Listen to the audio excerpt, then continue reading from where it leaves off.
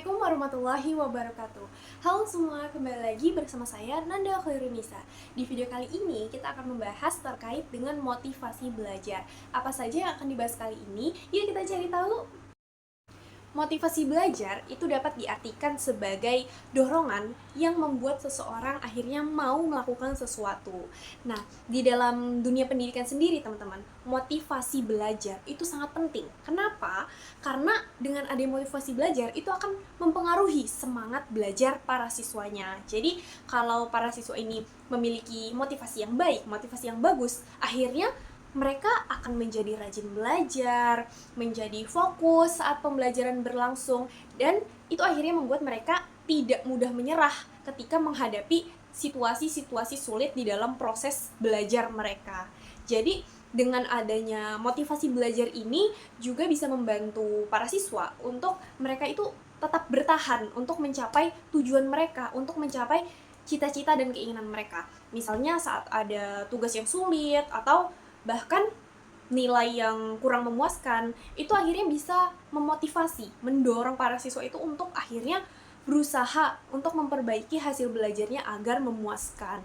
Selain itu, motivasi ini tidak hanya berasal dari dalam diri saja, tetapi juga bisa dipengaruhi dari sekitar kita, bisa dari dukungan dari entah itu teman, guru, ataupun keluarga maupun orang tua. Nah, karena itu pentingnya lingkungan yang positif bagi para siswa untuk membantu mereka akhirnya lebih semangat lagi dalam belajar. Nah, motivasi belajar ini bisa dijelaskan melalui beberapa sudut pandang atau beberapa perspektif. Jadi, perspektif motivasi yang pertama itu adalah perspektif behavioral. Nah, jadi perspektif ini menjelaskan bahwa sebuah motivasi itu dipengaruhi oleh adanya hadiah atau hukuman. Jadi, misalnya siswa itu akan menjadi lebih semangat belajar karena mereka ingin mendapatkan nilai yang bagus. Untuk apa? Untuk pujian atau untuk penghargaan dari orang tua maupun guru.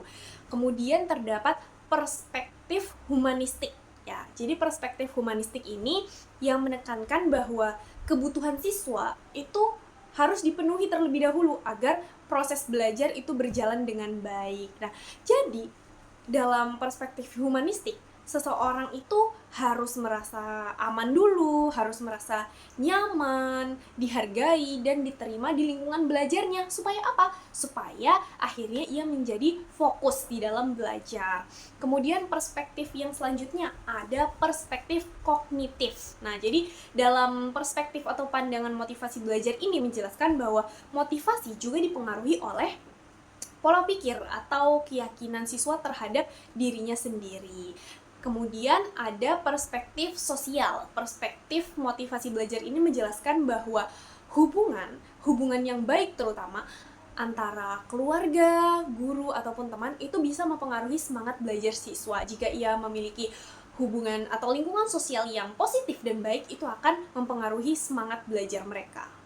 Motivasi ini asalnya ada dua. Yang pertama adalah motivasi ekstrinsik, yaitu motivasi yang berasal dari luar diri seseorang. Jadi, ketika belajar, seseorang itu belajar karena ada faktor luar yang mendorong mereka untuk belajar. Contohnya seperti ingin mendapat nilai bagus yang akhirnya menghadirkan hadiah atau pujian, atau bahkan ingin mendapatkan nilai bagus agar bisa menghindari hukuman gitu.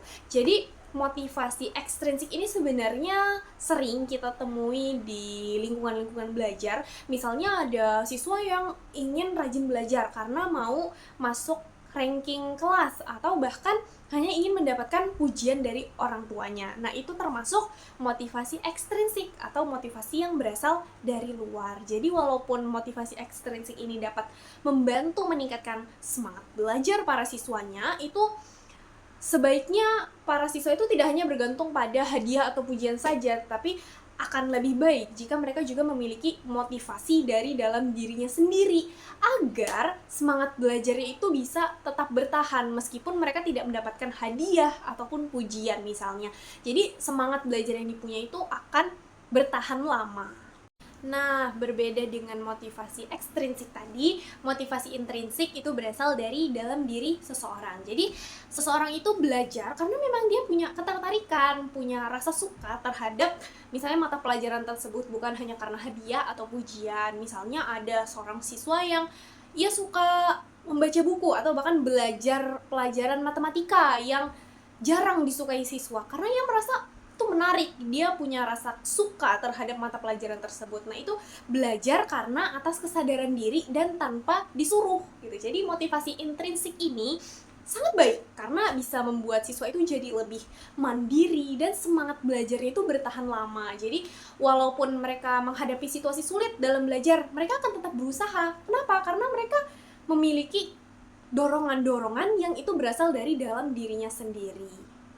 Seperti yang saya katakan di awal bahwa motivasi belajar itu juga dipengaruhi oleh lingkungan sosial atau lingkungan di sekitar. Jadi seperti keluarga atau orang tua, guru, dan teman itu punya peran yang sangat penting dalam akhirnya membangkitkan semangat belajar seseorang gitu. Jadi misalnya jika seorang siswa itu mendapatkan dukungan, mendapatkan perhatian dari orang-orang di sekitarnya, misalnya orang terdekatnya, dari orang tuanya. Nah, itu biasanya mereka akan merasa lebih percaya diri gitu, akan lebih bersemangat, bahkan lebih nyaman saat belajar.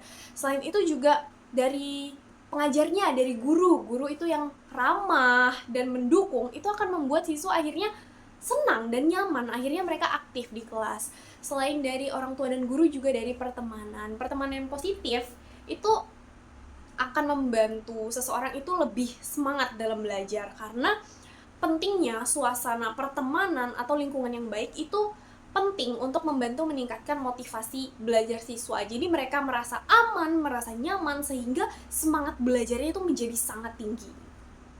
Nah, di dalam motivasi belajar ini, pengajar atau guru itu punya peran yang sangat penting dalam meningkatkan motivasi belajar siswa. Jadi, cara pengajar itu mengajar dan berinteraksi dengan siswa itu sangat-sangat mempengaruhi semangat belajar mereka. Jadi, seperti yang sebelumnya dijelaskan tadi, misalnya guru yang ramah, guru yang sabar, yang mendukung, itu akan membuat siswa itu akhirnya merasa oh, nyaman nih di kelas, merasa aman, merasa dihargai, diterima. Jadi siswa yang merasa dihargai, diterima, diperhatikan, itu akhirnya akan menjadi percaya diri. Mereka akhirnya jadi aktif, mulai bertanya di kelas, mengikuti diskusi, dan mengikuti pembelajaran jadi lebih fokus.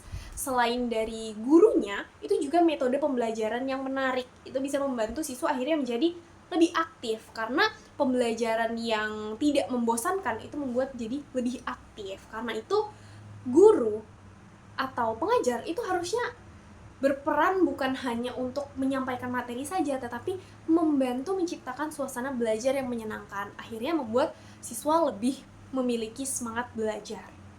Nah, dari semua pembahasan tadi, kita bisa memahami dan kita bisa menyimpulkan bahwa motivasi itu punya peran yang sangat penting dalam proses belajar. Kenapa? Karena ketika ada yang motivasi, itu akan membuat seseorang menjadi lebih semangat, lebih fokus, lebih percaya diri, dan bahkan akhirnya mereka itu bisa bertahan dalam menghadapi berbagai kesulitan-kesulitan di dalam proses belajar mereka. Kenapa? Karena mereka punya motivasi, dan motivasi itu bukan hanya berasal dari dalam diri saja, tetapi juga dipengaruhi oleh lingkungan sekitar. Lingkungan sekitar tuh ya seperti orang tua atau keluarga, saudara, guru, dan teman. Jadi ketika punya lingkungan yang positif, lingkungan yang mendukung, seseorang tuh akhirnya merasa nyaman dan akhirnya lebih percaya diri dalam belajar. Nah, itu tadi adalah pembahasan kita terkait dengan motivasi belajar. Sampai sini dulu pembahasan kita kali ini. Sampai jumpa di video selanjutnya. Wassalamualaikum warahmatullahi wabarakatuh.